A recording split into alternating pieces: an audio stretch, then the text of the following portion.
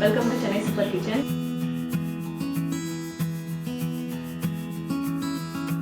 மறக்காம என் சேனலுக்கு லைக் பண்ணுங்க, ஷேர் பண்ணுங்க, சப்ஸ்கிரைப் பண்ணுங்க, மறக்காம பெல் பட்டனை கிளிக் பண்ணுங்க.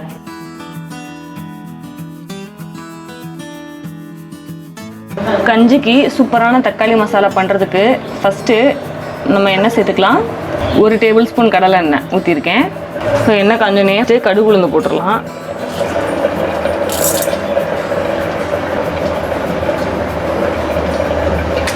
இப்போ கடுகெல்லாம் வெடிச்சிருச்சு.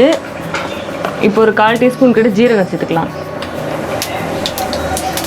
ஜீரகம் பொரிஞ்சிருச்சு. இப்போ நான் கஞ்சிக்கு சைட் டிஷ் பண்ணுறனால காரமாக இருக்கிறதுக்காக ஒரு 5-6 பச்சை மிளகாயை அப்படியே காம்போடு போடுறேன்.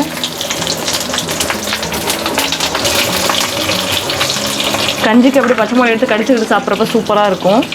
இப்போ பச்சை மிளகாய் இந்த மாதிரி லைட்டாக பொரிஞ்சதும் ஒரு பல்லாரி வெங்காயத்தை வந்துட்டு இப்படி வெட்டி வச்சுருக்கேன், அதை சேர்த்துக்கலாம்.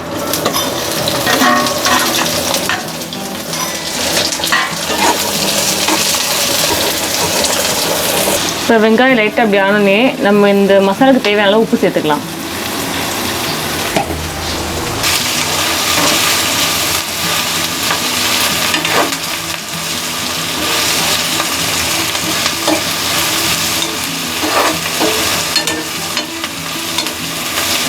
இப்போ வெங்காயம் லைட்டாக ஓரளவுக்கு வதங்கினதும் ஒரு 3 தக்காளி இந்த வெட்டி வச்சுருக்கேன், இதை சேர்த்துக்கலாம்.